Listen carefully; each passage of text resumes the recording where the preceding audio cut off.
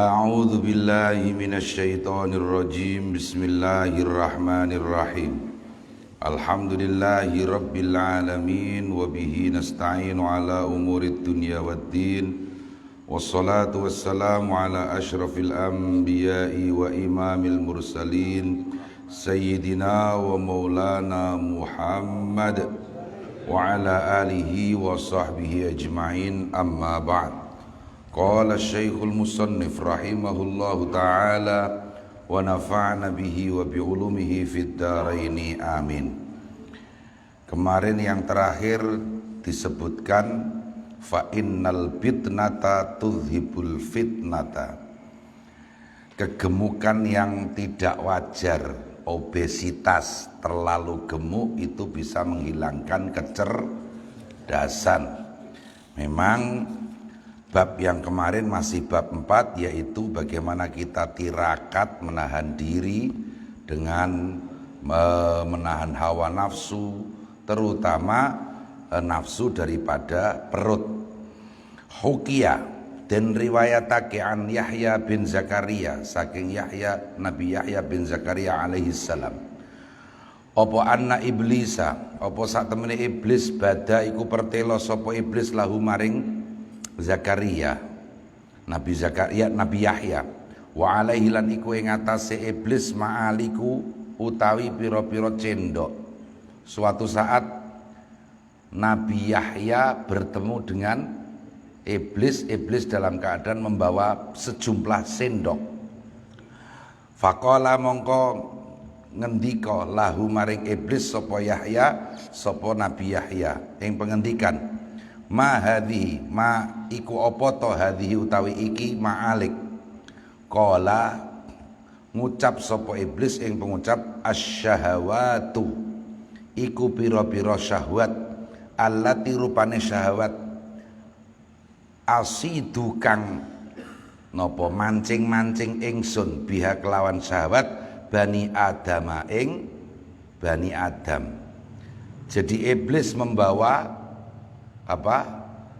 sendok itu perlambang syahwat yang digunakan iblis untuk memburu dan memancing anak Adam. Qala Yahya, dawuh sinten Nabi Yahya ing dawuh, hal tajidu ana ta nemu sira iblis li maring ingsun fiha ing dalem ma'alik syai'an utawa fiha ing dalem syahwat syai'an ing suwiji-wiji. Kemudian Nabi Yahya bertanya kepada iblis, apakah saya pernah tergoda oleh syahwat sendok? Syahwat sendok. Dijawab oleh iblis, qala la illa annaka. Qala ngucap sapa iblis yang mengucap la, mboten, tidak, illa annaka, tetapi sak temene panjenengan syabi'ta iku warek panjenengan zata lailatin ing dalem sijine wengi. Fathaqqalnaka mongko ndadekake abot kita ka ing panjenengan anis sholati saking salat. Ternyata Nabi Yahya pernah sekali kenyang pada suatu malam. Itu perbuatan iblis. Nabi Yahya aja pernah suatu malam kenyang, itu perbuatan iblis, sampai kemudian tidak sempat sholat tahajud. Qala Yahya, ngendika sinten Nabi Yahya alaihi salam ing pengendikan, la jaroma, ora kena ora, anni apa sak temene ingsun, la asba'u iku ora bakal warek ingsun ba'da ing dalem sak badane dzati lailah abadan ing dalem selawase. Maka kemudian Nabi Yahya bersumpah semenjak saat itu tidak akan kenyang. Sinten sing wani sumpah ngoten? Demi Allah saya tidak akan kenyang. Ngoten pripun ngeten-ngeten. Nggih. Padahal kenyang itu tidak haram loh, tidak haram, tapi ini terkait dengan syahwat. Nggih, ini lebih dari sekedar itu. Nah, maka kemudian ketika iblis membuka rahasia bahwa iblis merasa pernah berhasil menggoda Nabi Yahya. Ingat, ini bukan perbuatan haram, karena para nabi sekali-kali tidak pernah berbuat haram, maksum tetap. Itu akidah Ahlussunnah wal Jamaah. Ini bukan persoalan haram. Hampir sama dengan, nah ini agak melenceng sedikit. cerita yang beredar di sejumlah kitab tentang Nabi Dawud yang ketika sudah beristri 99 masih menginginkan istri patihnya atau perdana menterinya. Waktu itu menginginkan istri orang lain itu nggak apa-apa, nggak dosa. Oh Kang, istrimu kok cantik, sini saya nikahi, ceraikan dia, itu biasa. Oh waktu itu bukan suatu yang haram. Nah, tapi sekarang kan ya haram toh. Syariat berbeda-beda ya antara satu nabi dengan nabi yang lain. Itu kalau kita mau memahami, lu masa sih Nabi Daud kok meminta istrinya perdana menteri gitu loh. Nah, ini bukan persoalan halal haram. Para nabi tidak mungkin berbuat haram, tapi ini lebih kepada tirakat itu tadi loh. Tirakat itu kan menghindarkan diri sampai kepada hal yang halal saja tidak. Halal yang berlebihan atau yang di luar batas kewajaran meskipun baru sedikit. Ngampun.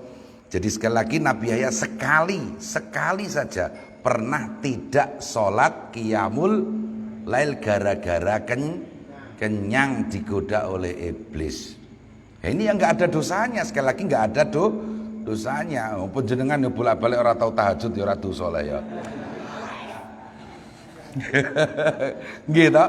Iya, Nabi Yahya sekali dalam hidupnya tidak tahajud, ya enggak dosa. Ini persoalan bukan dosa. Lu Nabi kok gitu? Jangan salah jangan salah paham.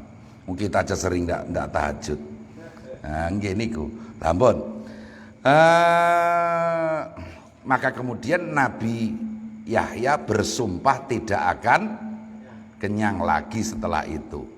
Wah, akhirnya iblis menyesal. Faqala iblis, mongko ngucap sapa iblis lajaroma, ing pengucap lajaroma. Ora kena ora ani, apa sak temene ingsun la ansahu iku ora bakal nasihati ingsun ahadan ing wong siji abadan ing dalam selawase. Iblis tadi terpancing oleh Nabi Yahya, kemudian iblis menasehati Nabi Yahya, membuka bahwa Nabi Yahya pernah tidak sholat qiyamul lail, sholat tahajud, itu kan menasihati, ada makna menasihati, sehingga kemudian Nabi Yahya bersumpah tidak akan kenyang lagi. Ini kan nasihat bagus dari iblis. Nah, langsung diterima oleh Nabi Yahya, saya tidak akan kenyang lagi setelah ini. Wah, iblis menyesal, waduh menyesal saya. Nggih, nanti ada hikayat yang lain juga begitu. Iblis itu beberapa kali terjebak oleh Nabi Yahya, menang Nabi Yahyanya. Nggih, itu tadi. Jadi karena ketika iblis membawa sendok ditanya oleh Nabi Yahya, itu apa? Ini syahwat perut. Sendok kan untuk makan. Nah itu syahwat perut ini selalu digunakan iblis untuk memancing-mancing Bani Adam, seluruh manusia. Kemudian Nabi Yahya bertanya, saya pernah tergoda enggak? Oh pernah sekali lah, langsung itu. Kemudian Nabi Yahya bersumpah tidak akan kenyang. Nah iblis menyesal karena terlanjur memberitahu Nabi Yahya. Fahadi, nah, mongko utawi iki kisah. Fahadi mongko utawi iki kisah, dhamir sa'an yang muannas. Fiman iku ing dalem wong lam yasba, kang ora warek fi umrihi ing dalem umure man, illa lailatan kejaba ing dalem sewengi. Ini persoalannya Nabi Yahya sekali saja pernah kenyang dalam hidupnya, sekali saja. Maka sampai kemudian keluar sumpah tidak akan kenyang. Itu Nabi Yahya. Sekali saja kenyang itu menyesal. Lah kita, fa kaifa? Mongko kaya apa to biman kelawan wong layaju kang ora pernah ngeleh. Sebaliknya, kalau kita sebaliknya. Fi umrihi ing dalem umure man lailatan ing dalem sewengi. Lah iya, wong Nabi Yahya sekali saja pernah kenyang menyesal bukan main. Lah terus kita yang tidak pernah lapar walau semalam pun, apa pernah kita kelaparan? Blas, blending terus ya. Apa pernah kita kelaparan? Sekali saja dalam hidup kita apakah pernah kita kelaparan? Itu kalau puasa Ramadan, puasa Ramadan ringan sekali. Diakui atau tidak, puasa Ramadan kan akhirnya menjadi apa? Perubahan jadwal makan. Begitu saja toh. Enggak. Nyatanya untuk mempersiapkan buka puasa saja orang berlomba-lomba memasak. Berulang kali menjadi fakta. Di luar Ramadan makan 3 kali, di dalam Ramadan makan 2 kali, tapi anggaran belanja dapur melebihi. Ketika Ramadan pasti naik drastis, padahal makan cuma 2 kali. Loh, ini kan semua orang mengalami, termasuk saya kan gitu. Nggih. Ya nggih. Lho wong dahar ping pindho karo dahar ping telu kok larang dahar ping pindho, ketemu akal tak mboten janjane. Untunge ora dielokno cak lontong mikir ngono. Nggih. Iya. Iya, kita tidak pernah kelaparan hingga pun Ramadan. Tapi kula pernah sepisan. Goro-goro itu pun juga tidak bisa dianggap lapar. Kenapa? Di Mesir puasa Ramadan masuk musim panas. Wah, niku rekoso pancen. Tapi alhamdulillah hanya sebentar. Tahun berikutnya sudah mulai musim apa setelah panas itu, semi kalau nggak salah. Musim gugur. Setelah panas musim gugur. Nggih, setelah panas musim gugur. Gugur atau semi, pokoknya niku lah. Pokoknya wes adem meneh. Tahun kedua, tahun pertama itu masya Allah. Nah itu teman-teman saya lihat itu kalau sudah mulai setelah zuhur, wah tidur tidak pakai baju, mohon maaf, di perut itu dikasih ini air dingin ditaruh plastik. Itu. Tapi kan itu segitu saja. Bayangkan yang tidak bisa makan beberapa hari, kan begitu toh. Kita itu belum pernah lapar sama sekali. Kalau Nabi Yahya hanya pernah kenyang sekali. Nah niku bedane ngoten niku. Ya bedane ya baina sama wa sumur minyak nih ngeten iki carane. Lah kalau kita tidak pernah lapar sama sekali, summayat mau mongko kari-kari tomak sapa man fil ibadati dalam ibadah. Bagaimana mungkin kita bisa berharap bisa beribadah dengan baik kalau kita tidak pernah lapar? Nah niku lho. Garis besarnya di situ. Bagaimana bisa kita berharap bisa beribadah dengan baik kalau kita ternyata belum pernah lapar? Masya Allah. Hukia Aidon an Yahya bin Zakaria alaihissalam. Ada versi lain, versi sejarah yang lain. Ini juga dari Nabi Yahya alaihissalam. Annahu apa sak temen Nabi Yahya syabu'a iku warek sinten Nabi Yahya maratan ing dalam saambalan min khubzi syairin saking roti gandum. Fanama mongko sare sapa Nabi Yahya tilkal lailata ing mengkono-mengkono wengi anwirdi saking wiridane Nabi Yahya. Fa auha mongko paring wahyu sinten Allah taala ilaihi maring Nabi Yahya, ya Yahya. Ho Yahya, hal wajatta ana to nemu sira daron ing omah hiya kang utawi dar khairun iku luwih bagus laka kedue sira min dari tinimbang omah ingsun. Awajatta utawa nemu sira jiwaron ing sesandingan huwa kang utawi jiwar khairun iku luwih bagus laka kedue sira min jiwari tinimbang sandinge ingsun. Ada versi lain Nabi Yahya suatu malam kenyang gara-gara makan roti gandum hingga tidak sempat wirid seperti biasanya. Maka kemudian seketika itu pula Allah memberikan wahyu perkataan kepada Nabi Yahya, wahai Yahya, apakah kamu sudah menemukan rumah yang lebih baik daripada rumahku, yaitu surga. Ngoten lho, kula jenengan ini surga dunia. Nggih, niku harus dihapus itu. Nggih. Senajan napa jenenge guyonan, wah surga donya Kang iki Kang. Wah apa meneh lagi mangan enak ngoten niku sampai ngomong nanti kula matur nggih. Kula niku krungu piyambak. Wah, duren kok iso enak ngene kira-kira ning swarga ana ta ora ya engko. Ini meskipun guyon, tapi jangan keterusan. Kebablasan mangke. Nabi Yahya sempat tidak wirid semalam gara-gara kenyang. Langsung Allah menegurnya. Wahai Musa, apakah kau sudah wahai Yahya, apakah kau sudah menemukan surga yang lain yang lebih baik daripada surgaku? Apakah kau sudah menemukan sesandingan niku napa ya? Dampingan, yang lebih baik daripada berdampingan dengan Allah. Wa izzati lan demi wa izzati demi keluhuran kemuliaan ingsun.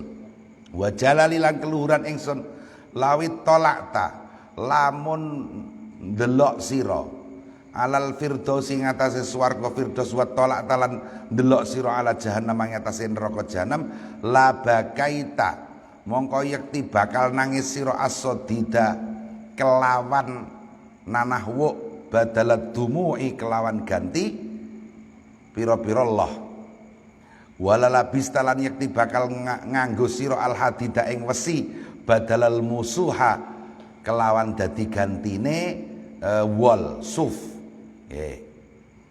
bahkan sampai Allah bersumpah demi kemuliaannya keluhurannya. Wahai Yahya, kalau nanti kamu melihat surga dan neraka, kamu akan menangis bukan lagi dengan air mata tetapi dengan air nanah. Tidak akan kamu mendapatkan pakaian yang bagus di akhirat, tetapi kamu akan mendapatkan pakaian dari besi. Lah, besi cedak neraka ya panas lah. Semelet lho kok niku. Bon, itulah gambaran cerita-cerita tentang Nabi Yahya, di mana intinya jangan sampai kita tertipu oleh iblis dengan godaan kekenyangan. Kalaupun toh kita belum pernah lapar, paling tidak jangan terlalu kenyang. Bahkan begitu paling tidak. Kalaupun toh kita belum pernah lapar, dan sekali lagi kita harus yakin bahwa kita sebetulnya belum pernah lapar. Menyadari itu suatu kebaikan.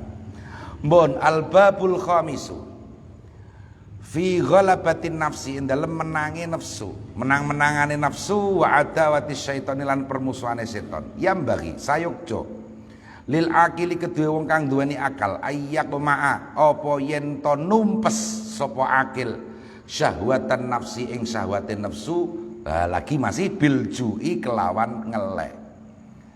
Dikatakan oleh musannaf, orang yang berakal itu seharusnya berusaha menumpas hawa nafsu, caranya dengan lapar.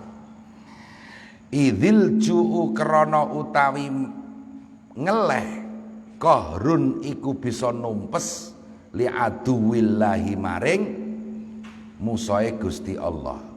Qala sallallahu alaihi wasallam, dawuh sinten Kanjeng Nabi ing dawuh, inna syaitana sak temene setan yajri iku lumaku sapa setan mini bani Adam saking anak Adam majrad dami kelawan kaya mlakune napa getih.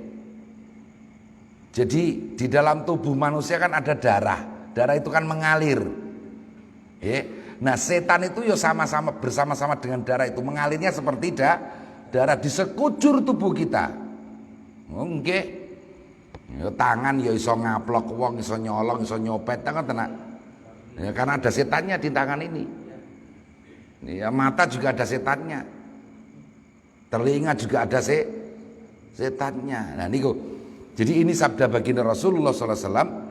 Jadi berjalannya setan di seluruh tubuh kita itu seperti berjalannya darah. Fadayyiku mongko ngrupekno sira kabeh majariyahu ing pira-pira nggon mlakune setan biljui kelawan ngeleh. Jalan-jalan tembus yang dilalui setan di tubuh kita itu, jalan itu bisa kita persempit dengan lapar. Jadi mempersempit ruang gerak setan di dalam tubuh manusia adalah dengan lapar itu tadi. Bon. Inna akraban nasi, sak temene luweh parek-pareke manusa ilallahi maring Gusti Allah. Yaumal kiamati ing dalem dina kiamat, man iku wong tola kang suwe juuhu apa ngelehe man wa atsuhulan ngoronge man. Nah niki. Jadi nanti di hari kiamat orang yang dekat dengan Allah adalah orang yang paling lama lapar dan dahaga. Semakin kita sedikit lapar dan dahaganya, semakin jauh dari Allah di hari kiamat. Duh niku nggih ya. Lah weteng kula mau blending ngene ya. Nggih. Paling tidak berusaha untuk tidak selalu kenyang. Wa a'dzamul muhlikati, utawi luweh gedhe-gedhene pira-pira perkara kang ngrusak libni Adam maring anak Adam, kedua anak Adam iku syahwatul batni, iku syahwate weteng. Di antara hal-hal yang paling merusak anak Adam adalah syahwat perut. Kita tahu prinsipnya kemarin apa? Jika syahwat perut itu kenyang, maka syahwat yang lain kelaparan. Berarti minta dipenuhi.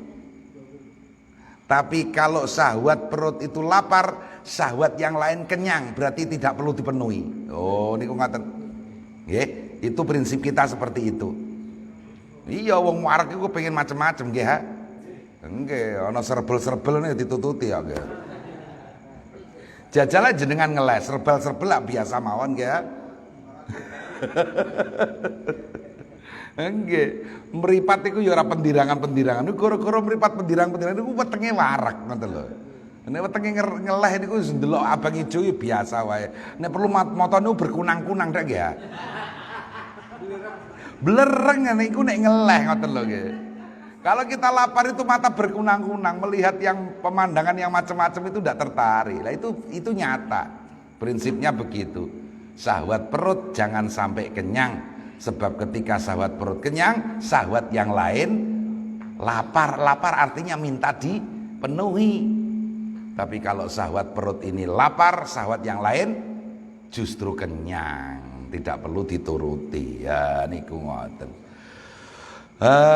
Ya Allah, fabiha mongko sebab syahwate weteng ukhrija den toake Adamu sinten Nabi Adam wa Hawa min daril qarari saking omahe ketetepan ya kuwi swarga. Ira dari dzulli maring omahe kainoan wal iftiqari lan fakir, yaitu napa donya. Idnahahuma. Niku kurang kakean mem niku naha huma. Kakean hak leh, kakean hak. Krana nyegah sinten Allah, nglarang sinten Allah huma ing Adam lan Hawa an akli syajarati saking dahar wit wahuldi faghalabat mongko ngalahake huma ing Nabi Adam lan Hawa syahwatuhuma apa syahwate syahwatahuma ing syahwate Nabi Adam lan Hawa hatta akala, sehingga dahar sapa Adam Hawa nggih dahar saking buah khuldi fabadat mongko pertelo lahuma kedue Adam lan Hawa sau'atuhuma apa aurate Adam lan Hawa. Nah niku jadi terkait dengan peristiwa keluarnya Nabi Adam dan Sayyidah Hawa dari surga kan karena makan toh. Nah, makan itu sekali lagi juga terkait dengan perut. Nggih. Nek cilik niku ngeten kok bedakane kok. Mangan ora wareg, ora mangan wareg napa? Cangkem karo weteng. Sing mangan niku ndak cangkem lah, ora tau wareg. Oh, kan niku ternyata filosofinya dalam sekali loh ya. Ketoke cuman kelihatannya hanya sekedar apa ya? Tebakan saja. Makan tidak kenyang, tidak makan kenyang. Makan tidak kenyang itu mulut. Mulut tidak pernah bisa kenyang. Yang tidak pernah makan perut tapi selalu kenyang. Lho niku to. Weteng niku ora tau mangan. Dijojoi. Lagi niku. Itu ternyata itu maknanya dalam sekali kan. Bahwa mulut kita ini tidak pernah bisa merasakan kenyang. Maka hati-hati. Kasihan perutnya. Ya, kasihan perutnya. Hebat. Wal batnu utawi weteng alat tahqiqi ngatasé hakikate yambu'u syahwati. Lah niki iku sumberane pira-pira syahwat. Perut itu adalah sumber segala syahwat. Wa qala ba'dul hukama lan dawuh sapa sebagiane ulama hukama ing dawuh man utahi sapane wong istaulat kang nguasani alaihi ing atase man an nafsu apa nafsu sara mongko dadi sapa man asiron iku tahanan fi hubbi syahawatiha ing dalem seneng pira-pira kesahwatane nafsu mahsuran tur terbatas fi sijni hafawatiha ing dalem buwi kepira-pira keplesete syahwat bahkan wa manaat lan nyegah apa nafsu qalbahu ing atine man minal fawaidi saking pira-pira faidah. Barang siapa telah dikuasai oleh syahwat nafsunya maka dia adalah orang yang menjadi tertahan dan tertawan untuk selalu mencintai syahwatnya. Nafsu kalau sudah menguasai kita maka kita ini akan selalu ditahan untuk selalu mencintai syahwat. Demikian juga kita berada pada tempat di mana kemungkinan kita terpeleset itu banyak sekali. Kalau nafsu ini sudah kita umbar, kemungkinan kita keliru, kemungkinan kita salah, kemungkinan kita terpeleset dari kebenaran itu lebih banyak. Lebih banyak daripada orang yang suka tirakat. Orang yang suka tirakat itu lebih selamat tentu saja. Jauh dari kemungkinan terpeleset. Nah niku ngoten. Dan bahkan lebih dari itu hatinya tidak bisa menerima hikmah. Fawaid itu hikmah bisa diartikan seperti itu. Ancen angel kandanane. Wong sing angel kandanane biasanya kok doyan mangan. Nggih. Ngaten nggih ya nggih. Sing angel kandanane iku biasane doyan mangan. Yang susah dibilang itu biasanya suka makan. Nyeyelan ya.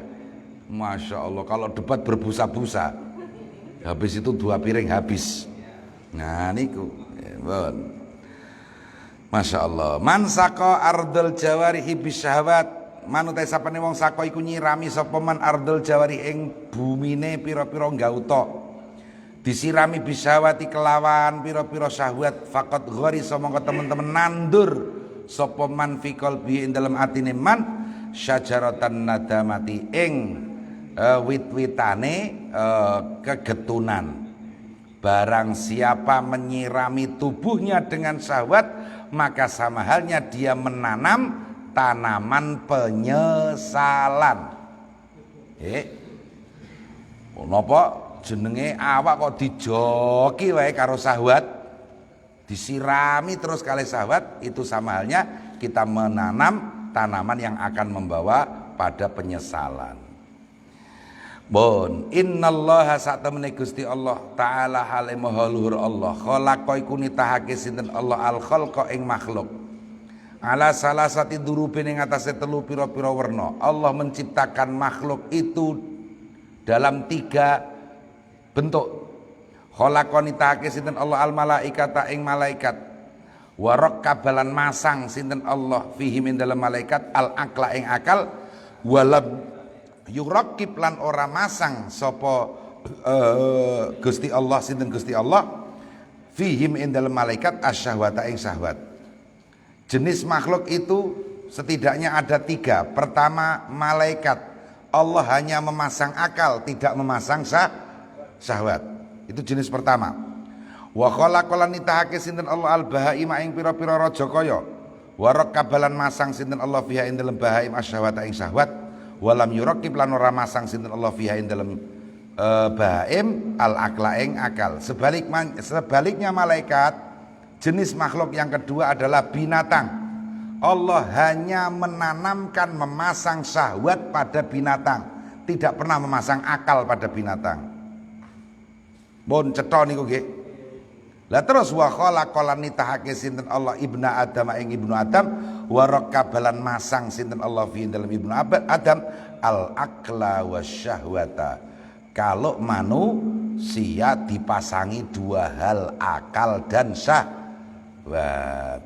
Kalau malaikat hanya dipasang akal, tidak dipasang syahwat. Kalau hewan dipasang syahwat, tidak dipasang akal. Manusia dipasang kedua-duanya.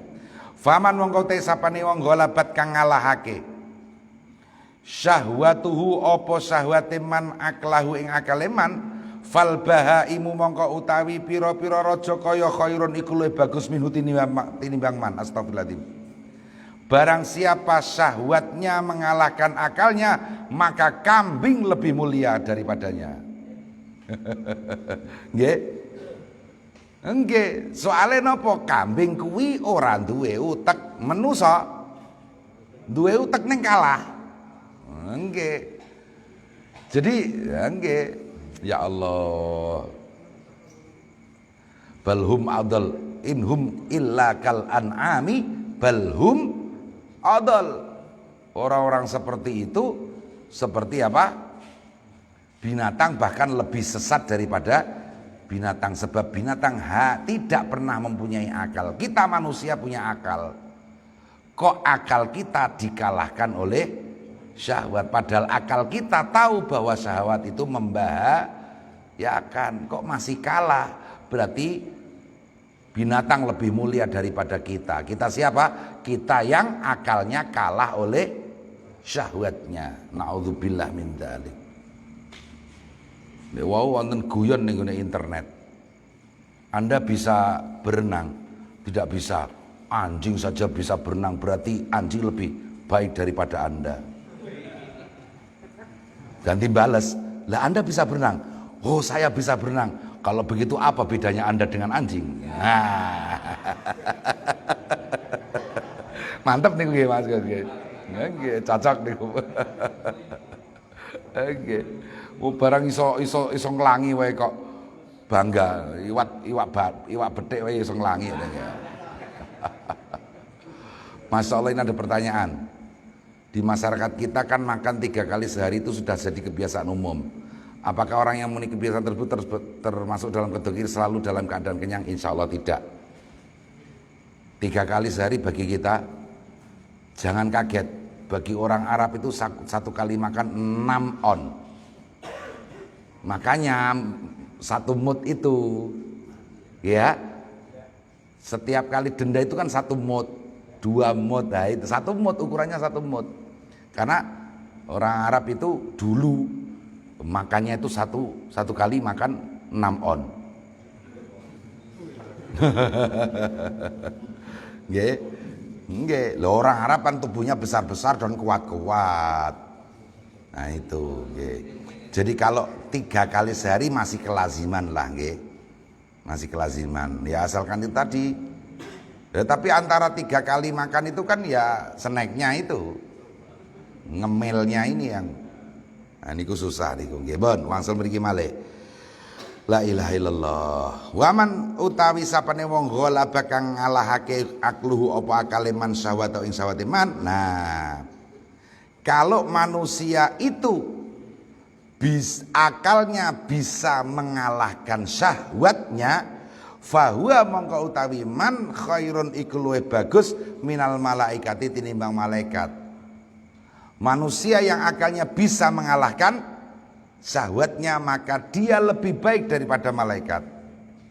Karena itu para nabi lebih mulia daripada malaikat, karena para nabi akalnya bisa mengalahkan syahwatnya. Manusia secara umum itu mestinya lebih baik malaikat. Tetapi ketika manusia itu melebihi karena berhasil akalnya mengalahkan syahwatnya, maka manusia seperti itu lebih mulia daripada malaikat. Karena manusia punya dua hal yang sangat sulit untuk disinkronkan, yaitu tadi akal dan syahwat. Sedangkan malaikat tidak punya syahwat. Ya memanglah malaikat nggak pernah nggak pernah maksiat kan, karena nggak punya syahwat.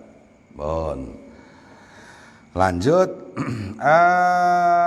Hikayatun utawi iki ku cerita. Wah ini ki Qala Ibrahim Al-Khawas. Ini pernah ini cerita ini di kitab Al-Hikam, hampir sama.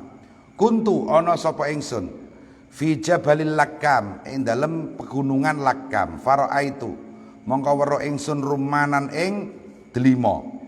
Fashtahaitu mongko kepengin ingsun hu ing delima. Fa akhadtu mongko njupuk ingsun minhu saking delima wahidatan ing sakwiji. Wahidatan ing siji. Fasyaqaqtu mongko bedah ingsun ha ing ruman. Fawajadtu mongko nemu ingsun ha ing ruman hamidatan hale kecut.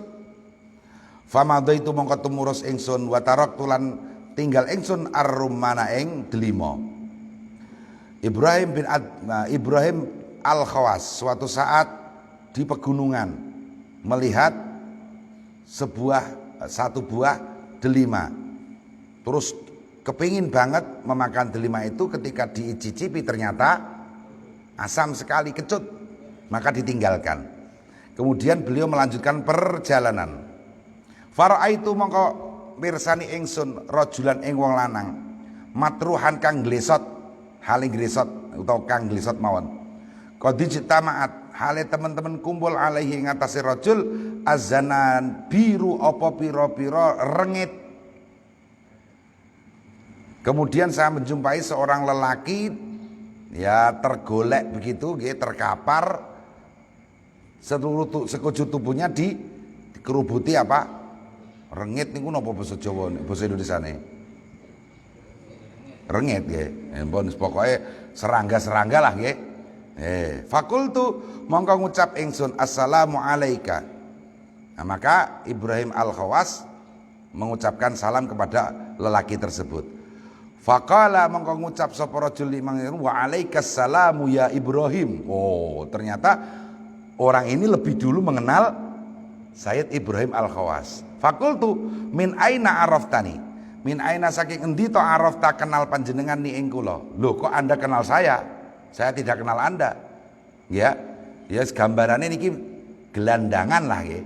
Gelandangan tidur di jalanan, tubuhnya dikerubuti lalat, dikerubuti serangga-serangga.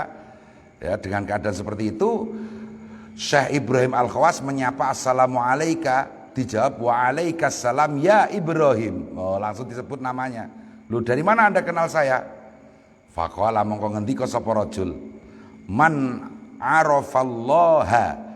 Man uta sapane wong arafa iku kenal sapa man Allah ing Gusti Allah, la yakhfa mongko ora samar alih ing atase man saya ono apa suci-suci. Barang siapa sudah mengenal Allah tidak akan tidak tahu siapapun. Oh, jenengan kula niki nek kenal pangeran iso kenal sembarang ngoten lho. Lho nggih lah kenal sing gawe kira ya. Kepengin kenal sak donya ya kudu kenal Gusti Allah rumiyin ngoten lho. Masya Allah. Karena beliau ini makrifat kenal kepada Allah, maka beliau orang yang tadi loh digambarkan gelandangan, tubuhnya dikerubuti serangga macam-macam. Nah, ya kenal dengan Sayyid Ibrahim. Maka Sayyid Ibrahim langsung paham kalau ini wali, kan begitu. Dulu belum ada HP, nggak tahu.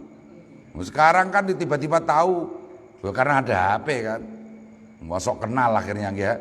Wah susah ketemu wong ning ngene dalan terus kenal. Piye bro, kira kenal aku, jare ra eling. Tak pikir 30 jam ya ra eling-eling niku. Niku repot niku. Nggih pun lah ngapurane. Pancen ra eling iku piye. Bon. Fakultu mongko ngucap ingsun. Said Ibrahim Al-Khawas kemudian berkata, Aro laka ma'allahi halan, aro ningali kula laka maring panjenengan ma'allahi dalam sertane Gusti Allah halan ing tingkah. Saya melihat Anda ini orang yang sudah punya makom tersendiri di hadapan Allah, di sisi Allah. Fahalla sa'al tahu, mongko mbok yo nyuwun panjenengan hu ing Allah ayun jiaka ing yen to nyelametake sinten Allah ka ing panjenengan min hadhihi zanabiri saking iki pira-pira rengit. Maka Sayyid Ibrahim Al-Khawas menyatakan, saya lihat Anda ini dekat dengan Allah. Mbok yao, sebaiknya Anda meminta kepada Allah untuk Anda diselamatkan dari serangga-serangga ini yang menggigit Anda, harus macam-macam, tidak sehat segala macam. Napa jawabannya? Faqala wa inni, orang tersebut si wali tadi menjawab, wa inni lan sak temene ingsun ara iku ningali ingsun laka maring sira ma Allah ing sertane Allah halan ing tingkah. Fahalla sa'altahu mongko mbok yo nyuwun panjenengan hu ing Allah an yunjiaka ing yen to nyelametake sinten Allah ka ing panjenengan min syahwatir rumani saking kepengin delima. Nggih diwales. Jadi kalau Anda tadi Said Ibrahim Al-Khawas memohon mbok yao panjenengan berkenan memohon kepada Allah supaya segar bugar, tubuh tidak dikeruputi apa rengit, lalat, serangga macam-macam. Dijawab, kamu ini juga sebetulnya wali Allah. Ya sebaiknya kamu minta kepada Allah untuk semoga kamu diselamatkan dari keinginan terhadap delima tadi lah. Perso wau ning gunung molo Said Ibrahim tadi makan, iya. Ngene nek dahar-dahar iki aja sing seneng-seneng ngoten, sing renak-renak ngoten lho. Waduh, harus Masya Allah meguk-meguk ngoten iki walah ya. Kemebul-kemebul ngoten. Fa innar rumana, karena sak temene delima ya jitu iku nemu al insanu sapa manusa alamahu ing lorone rumman fil akhirati dalam akhirat. Walad az-zanabiri lan entupane sengatane pira-pira rengit ya jitu iku nemu sapa insan alamahu ing lorone ladzul zanabir fid dunya ing dalam dunya. Kalau sekedar tubuhku tersengat berbagai serangga, itu paling-paling sakitnya di dunia. Tapi gara-gara syahwatmu terhadap delima, sakitnya sampai di akhirat. Ini karena untuk para aulia. Jenengan kepengen delima sesuk ya golek ora apa-apa wis. Wong ya ora haram kok, nggih. Delima tidak haram. Ini untuk para wali. Lha apa tembok waca? Lah nek menawa jenengan ono salah siji dadi wali, ngoten lho maksud kula niku. Ngoten kula dak melu katut lah, ngoten nggih. Nggih. Iya. Jadi ini bagi para aulia. Sekali lagi prinsipnya hasanatul abrar sayyiatul muqarrabin. Bagi orang biasa itu baik, itu tidak buruk, itu tidak haram. Tapi bagi orang-orang yang dekat dengan Allah itu sayyi'ah, itu buruk. Makruh bagi seorang wali haram.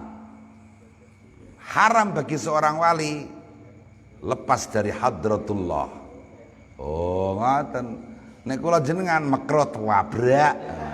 Ora haram ae kok gitu. Enggak haram, makruh saja kok itu. Nggih. Makruh wae kok Kang. Lihat-lihat kondisi Mas. Kalau sebelum subuh ngantuk merokok wajib. Astagfirullahaladzim. Enggak guyon. Nggih. Jadi seperti itu. Ini menurut si wali tadi, sengatan serangga itu sakitnya hanya di dunia, tapi sengatan dari akibat syahwat makan itu bisa sampai ke akhirat. Apakah si wali akan disiksa kalau seorang wali kemudian memenuhi syahwatnya makan? Ya enggak akan disiksa, tapi menjadi jauh dari Allah. Semakin jauh dari Allah pada saat sebelumnya dekat dengan Allah, itu kan siksaan tersendiri bagi wali. Siksaan yang sangat pedih. Turun derajat, itu siksaan yang sangat pedih. Lebih baik masuk neraka. Para wali itu kan begitu sampai tadi malam pengajian akhir-akhir nih Minhajul Abidin. Ya, akhir-akhir ini Minhajul Abidin itu kan seperti siapa ya? Imam siapa? Astagfirullahaladzim, imam siapa lupa ngendikan, kalaupun toh saya mendengar kabar bahwasanya barang siapa yang masuk neraka langsung selesai hidupnya, tidak akan berkepanjangan, saya khawatir saya mati gembira gara-gara mendengarkan kabar ini. Persoalannya kan di neraka itu selamanya, itu susahnya begitu. Jadi bahwa di neraka itu langsung nggak jadi apa-apa, selesai, begitu masuk terus selesai. Riwayat kita, ulama itu senang begitu itu. Bahkan ada di kesempatan yang lain, saya berharap saya adalah orang yang terakhir keluar dari neraka untuk menuju ke surga. Sebab keluar dari neraka itu nikmat yang luar biasa. Jenengan kula kan kepinginnya langsung swarga ngono bledeng ngoten kan. Para wali niku ngoten kok nggih. Masya Allah. Jadi seperti itu. Bahwa sekali lagi syahwat perut, syahwat makanan itu tidak haram, tidak dosa. Tapi bagi para aulia yang terjerumus ke dalam itu seolah-olah lebih pedih mendapatkan siksa karena turunnya derajat para aulia itu. Masya Allah. Waladh uzzana biri utawi entupane piro-piro rengit alan nufusi iku ing atase pira-pira jiwa. Walad usyahawati utawi alan nufusi iku dalam ing atase awak-awakan, mboten ing atase awak-awakan. Walad usyahawati utawi entupane syahwat alal qulubi iku ing atase ati. Asyahwatu utawi syahwat tusayyiru iku ndadekake apa syahwat almuluka ing pira-pira raja abidan ing budak. Gara-gara syahwat seorang raja ibarat menjadi budak. Raja itu paling takut dengan permaisurinya ya gara-gara syahwatnya kan. Nggih. Masya Allah. Konon di antara cerita-cerita iseng-isengnya Abu Nawas dengan Harun ar-Rasyid. Harun ar-Rasyid itu konon suka dengan salah satu budak wanita bernama Khalisah. Lah Abu Nawas ingin membuli sang raja, sang khalifah Harun ar-Rasyid. Maka kemudian Abu Nawas menulis syair di pintu kamarnya si budak wanita tadi. Laqad do'a syi'ri ala babikum kama do'a durru ala Khalisah. Sungguh telah sia-sia syair indahku ini di pintumu, seperti sia-sianya permata di leher Khalisah. Nggih, Abu Nawas napa mbuli Harun ar-Rasyid gara-gara Harun ar-Rasyid cinta kepada budaknya. Maka cara mbulinya seperti itu. Laqad do'a syi'ri ala babikum kama do'a durru ala Khalisah. Syair itu dulu kan mestinya ditulis dengan tinta emas, dirajut dengan benang emas, dipasang di Ka'bah. Itu pada zaman dulu itu tempatnya syair yang benar itu begitu mulia. Nah kok syair cuman ditulis di pintu itu sia-sia ngoten lho. Nah, ya.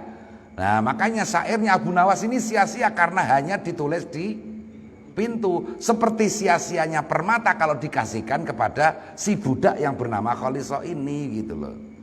Wah, Harun ar-Rasyid marah-marah, kebuli, ya, merasa tersindir, marah-marah. Siapa yang nulis ini?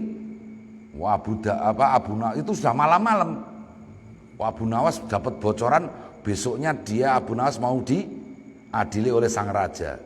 Tapi sebelum diadili sang raja, ain tadi dibusek jadi hamzah. Doa kalau dibusek dikit kan jadi doa. Doa itu bukan sia-sia, bersinar.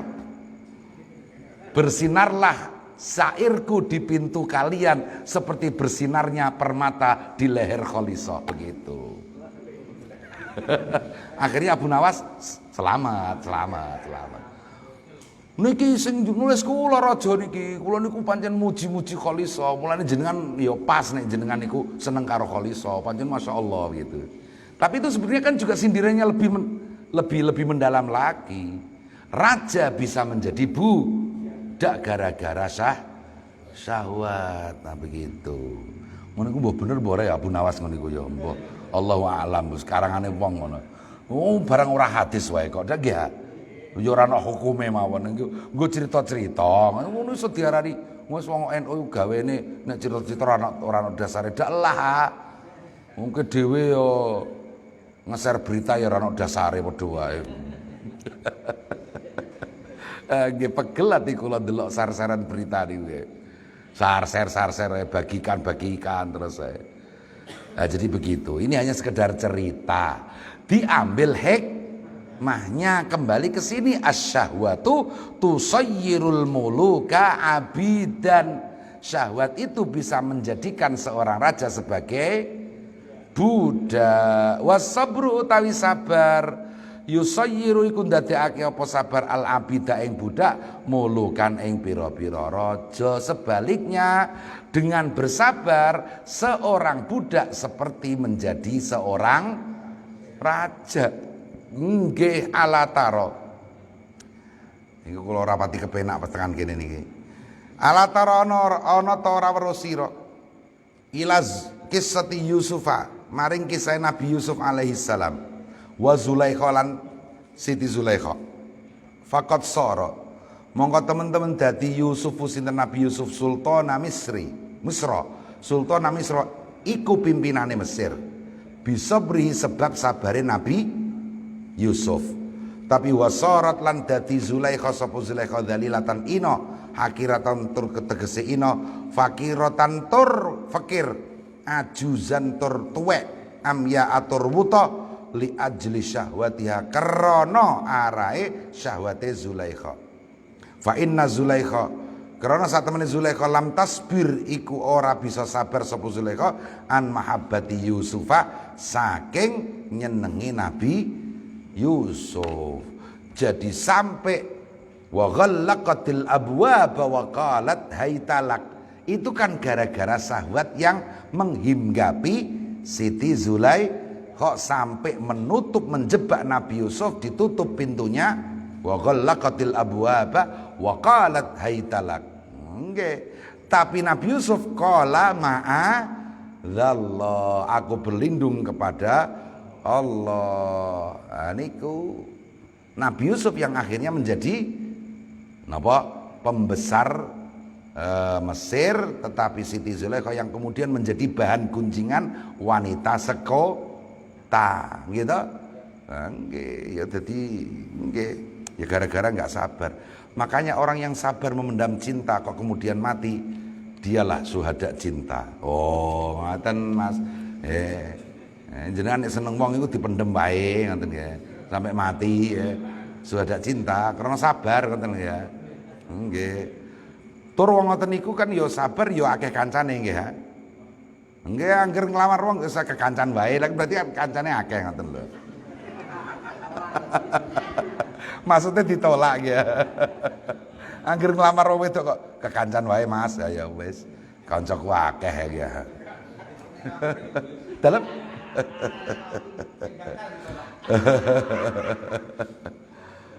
Haka Abul Hasan Ar-Razi nyeritakake sinten Abul Hasan Ar-Razi annahu ing sak temene Abul Hasan Ar-Razi ra'aiku mirsani. Sinten Abul Hasan Ar-Razi walidahu ing ramane Abul Hasan Ar-Razi fi manamihi ing dalem sarene Abul Hasan Ar-Razi. Ba'da mauti ing dalem sak badane sedone ramane. Bisa rata ini kelawan 2 tahun.